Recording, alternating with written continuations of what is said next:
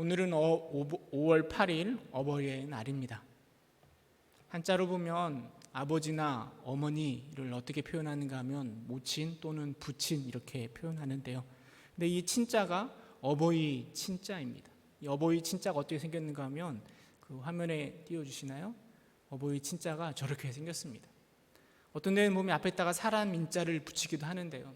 저 어버이 친자가 어떤 의미인가 하면 나무 위에 누군가가 서서 멀리 바라보는 것을 저렇게 글로 만들어 놓은 한자로 만들어 놓았습니다. 이 어버이 친자의 유래가 있는데요.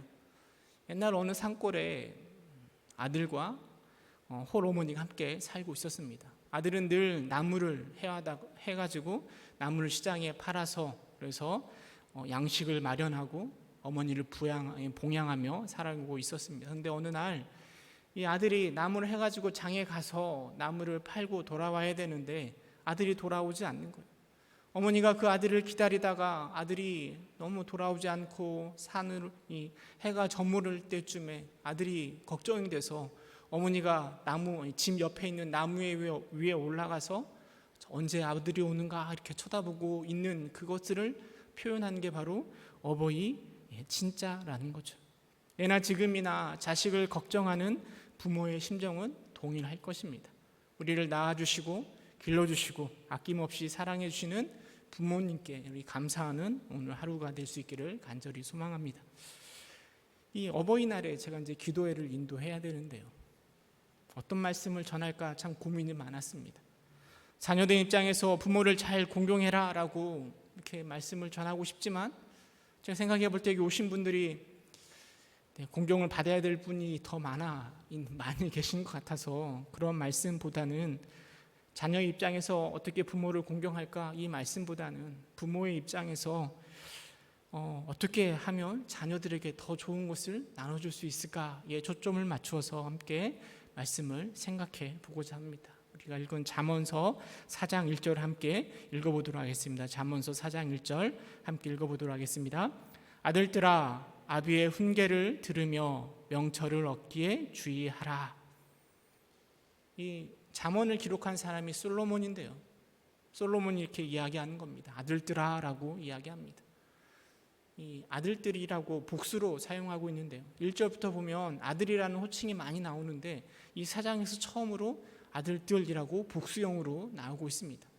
솔로몬이 갑자기 아들이 많아져서 아들들이라고 말하는 것이 아니라 이 아들들이라고 표현하는 건 그냥 자기 솔로몬의 진짜 아들들도 염두에 두었지만 그보다 더 아들들로라고 복수로 표현하면서 모든 자녀들을 바라보면서 그들을 향하여서 솔로몬이 이렇게 권면하고 있는 것이죠.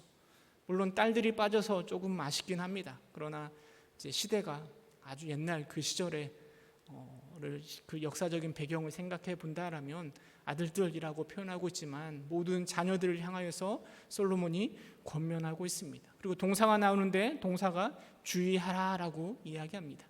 이 주의하라라는 단어가 원문에 보면 사실은 맨 앞에 등장합니다. 주의하라라는 단어가 쉐마라는 단어인데요. 우리가 이 신명기 6장에서 나오는 쉐마라는 단어는 이렇게 잘 알고 있는 단어일 겁니다. 쉐마 교육 이런 것도 많이 요즘 이야기되고 있는데요. 이 쉐마라는 이야기가 그냥 음성을 들어라 이것만 이야기하는 것이 아니라 들은 바를 이해하고 감정적으로 동조하고 행동으로 옮기라라는 것을 다 담고 있는 게 바로 쉐마라는 단어입니다. 그러니까 훈계와 명철을 그냥 듣기만 하라는 것이 아니라 그것들을 듣고 내 것으로 만들어라라고 솔로몬이 자녀들에게 아들들에게 권면하고 있습니다.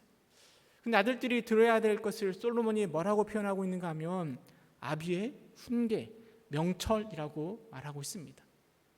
자녀들에게 아비인 나 솔로몬의 이야기를 잘 들어라라고 말하는 것이 아니라 이것은 솔로몬이 자신의 아비, 솔로몬의 아비가 누구입니까? 다윗이잖아요. 다윗이 솔로몬에게 이야기해 준 것을 너에게 들려줄 테니 너희가 그 아비 솔로몬의 아비 다윗의 말을 잘 새겨 들어라라고 표현하고 있는 것입니다. 그러니까 본문의 1절은 아비인 내 말에 너희는 무조건 순종해야 돼 이 이야기가 아니라 내가 나의 아비에게 들은 이야기, 다윗에게 들은 이야기를, 그 명철과 훈계를 너에게 들려줄 테니까 너희도 그 이야기를 잘 듣고 주의하라라고 솔로몬이 말하고 있는 것입니다. 이 1절은 우리에게 두 가지를 교훈하고 있는 것 같습니다. 첫 번째로는 우리가 자녀에게 무엇을 남겨주어야 하는 부모가 되어야 할까를 생각해 보게 한다라는 거죠. 사실 당장 우리 아이들에게 무엇을 전해주어야 될까 생각해 보면 눈에 보이는 좀 그들을 좀 더 편안하게 해줄 수 있는 물질이나 이런 것들을 나눠주고 싶은 마음이 가득합니다. 우리 자녀들에게 그런 것들이 당연히 필요하죠. 그러나 솔로몬은 본문에서 그런 것들을 이야기하고 있지 않습니다. 사실 성경은 그런 물질적인 것들은 다 헛된 것이고 바람과 같이 사라질 것이다 라고 말하고 있습니다. 솔로몬은 오늘 본문에서 보면 수없이 많은 것들 중에 무엇을 이야기해주고 있는가 하면 아비의 훈계, 명철을 이야기합니다. 사실 이것은 1장에서부터 끊임없이 말하고 있는, 솔로몬이 강조하고 있는 지혜와 연관되어 있습니다. 지혜는 삶을 살아가는 어떤 방법을 말하는 것이 아니라 어떤 눈으로 삶을 바라볼 것인가에 대한 견해이고, 지혜는 내면의 변화, 또 생각의 변화, 가치관의 변화를 일으키는 것입니다. 1절은 우리가 자녀들에게 남겨줘야 될 것이, 꼭 정말 남겨줘야 될 것이 무엇인가를 고민하게 해주는 것이죠.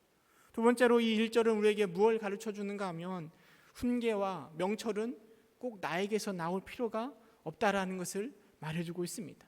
물론 가장 좋은 방법은 그 명철과 훈계를 내가 잘 알고 있고 그 말씀대로, 그 지혜대로 살아가고 행동할 때, 그 행동을 자녀들에게 보여줄 때 이것이 가장 최고의 부모가 될 것입니다. 그러나 우리는 너무나 연약하죠. 우리는 부족합니다. 우리가 가지고 있는 지혜와 명철대로 살아가지 못할 때가 참 많이 있습니다.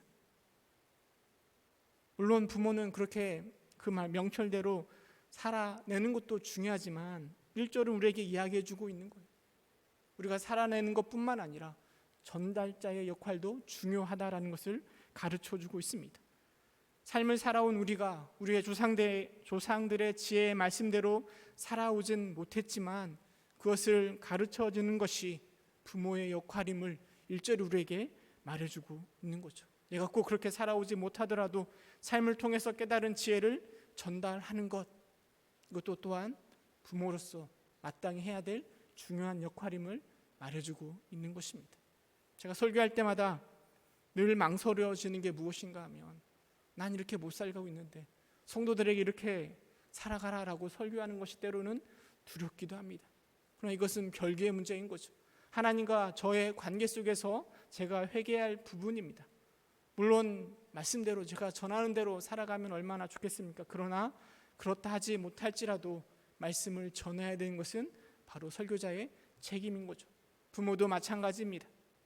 제 아내가 자녀들에게 늘 하는 이야기가 무엇인가 하면 음식을 가려 먹으면 안 된다, 골고루 먹어야 돼, 늘 이렇게 이야기합니다.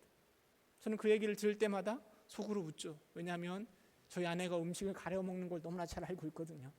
근데 이게 바로 부모의 역할이라는 거죠. 3절에 보면 솔로몬 이렇게 이야기합니다. 나도 내 아버지에게 아들이었으며 내 어머니 보기에 유약한 외아들이었다라고 이야기합니다.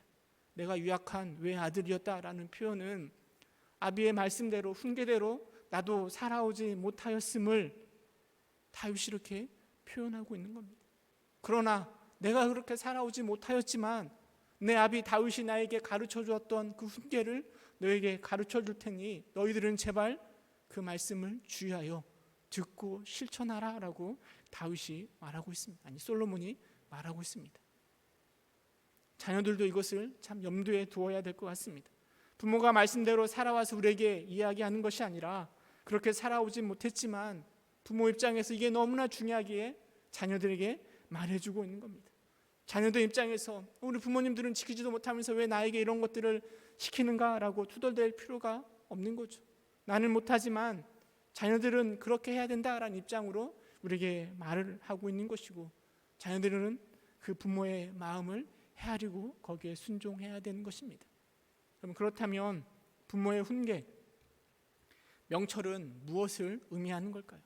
2절에 보면 솔로몬이 이렇게 이야기합니다. 내가 선한 도리를 너에게 전하노니 내 법을 떠나지 말라. 솔로몬이 말한 선한 도리는 도대체 무엇일까요? 부모된 여러분들에게 한번 질문 드려보겠습니다. 자녀들에게 전해주고 싶고 물려주고 싶은 것이 있다라면 무엇을 물려주고 싶으시겠습니까?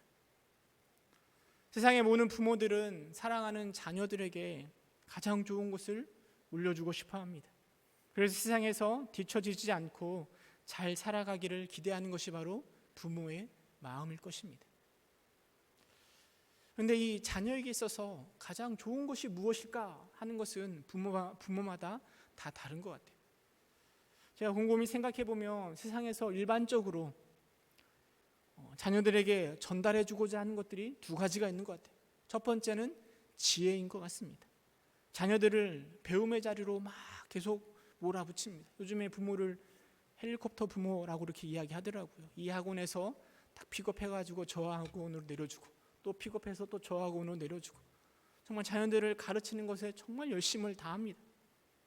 그런데 이 가르침의 목표가 문제인 것 같아요.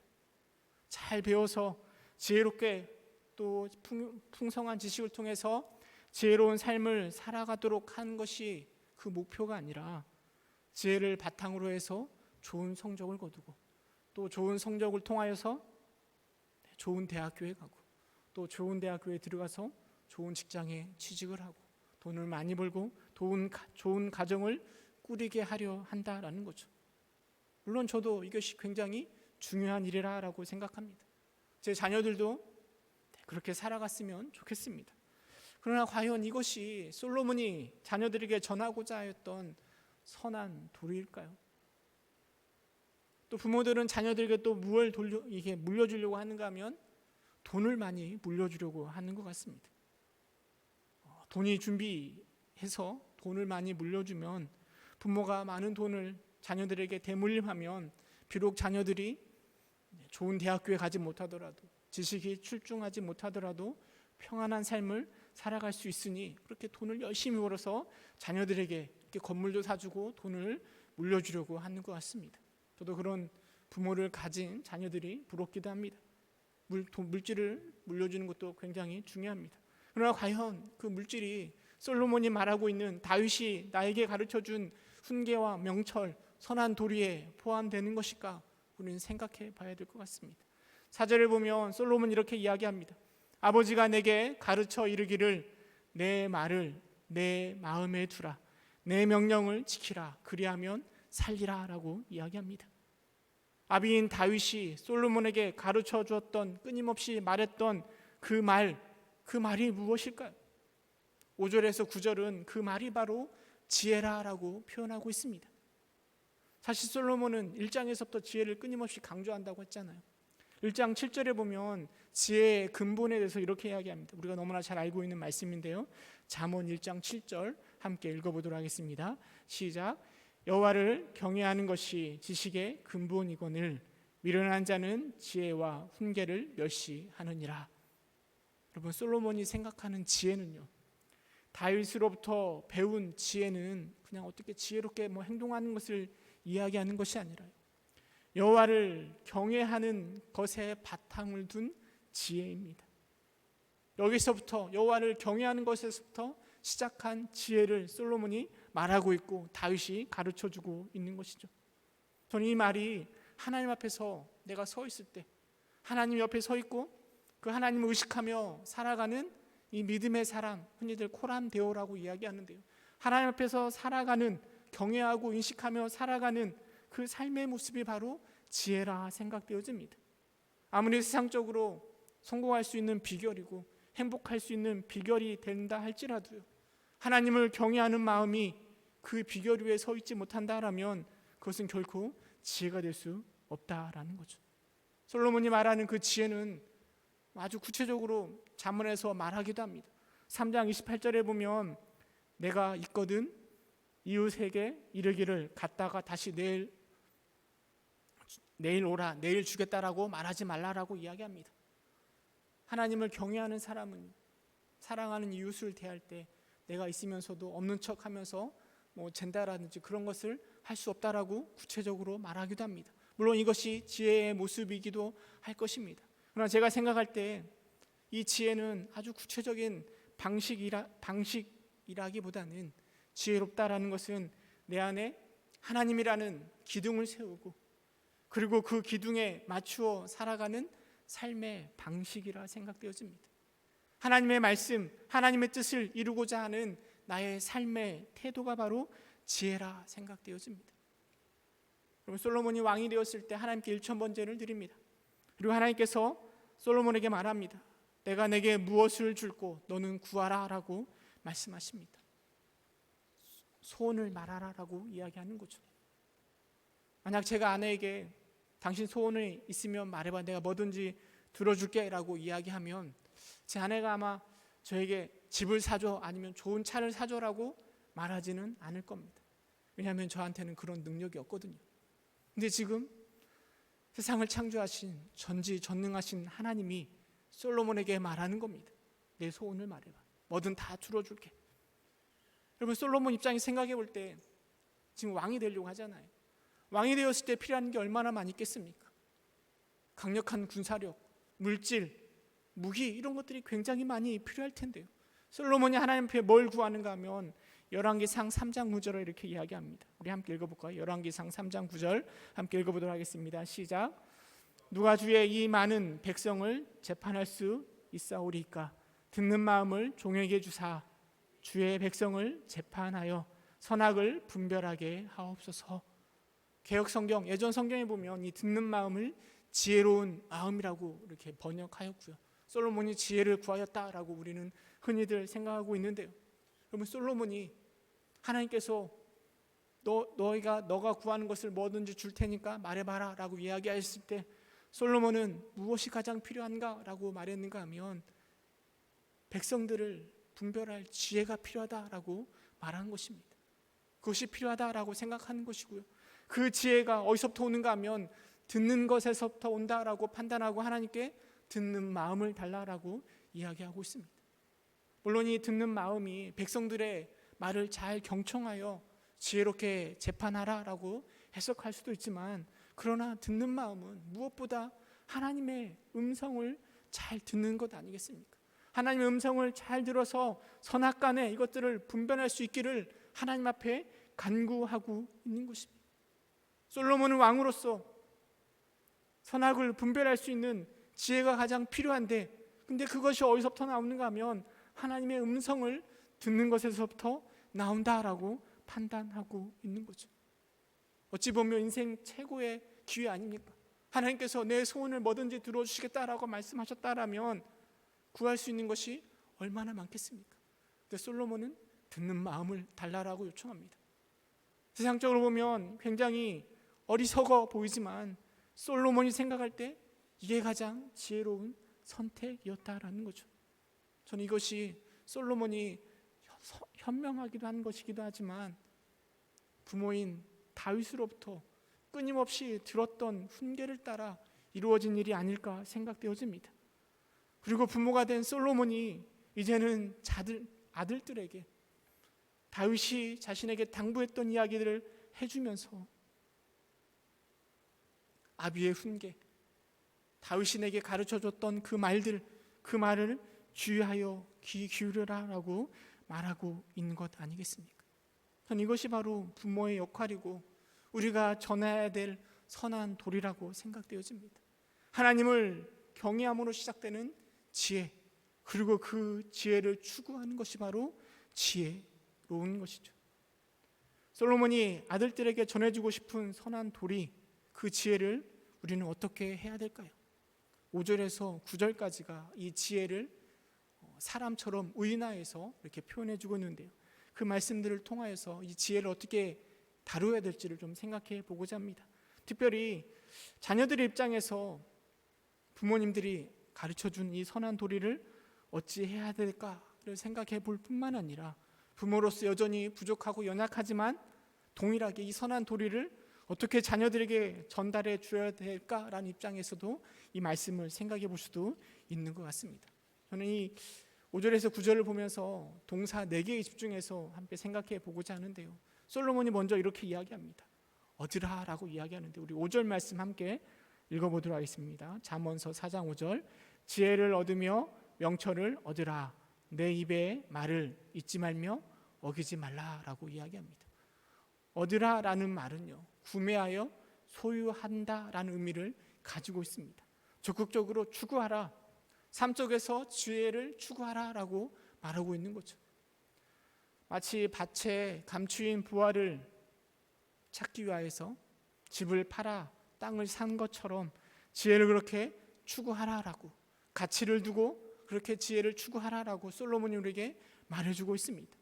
좋아하는 일이 있으면 그것에 관심을 가지게 되고 더 좋은 것, 더 좋은 것들을 생각하기 마련입니다. 사진 찍기를 좋아하는 사람은 자꾸만 더 좋은 렌즈를 구매하고 싶은 욕구가 늘 마음속에 있는 거죠. 그래서 자꾸 돈을 모으고 돈을 아껴서 더 좋은 렌즈를 구매하는 겁니다. 여러분, 지혜도 마찬가지입니다. 지혜를 얻기 위해서 끊임없이 노력하고 추구하라라고 솔로몬이 우리에게 말해주고 있습니다. 그러나 조심할 게 무엇인가 하면 잊지 말고 어기지 말라라고 이야기합니다. 이것은 지혜를 나의 상황이나 형편에 따라 구부리거나 왜곡하지 말고 들은 지혜 그대로 나의 삶 속에서 추구하여 이것을 얻기 위해서 끊임없이 노력하라라고 말하고 있는 거죠.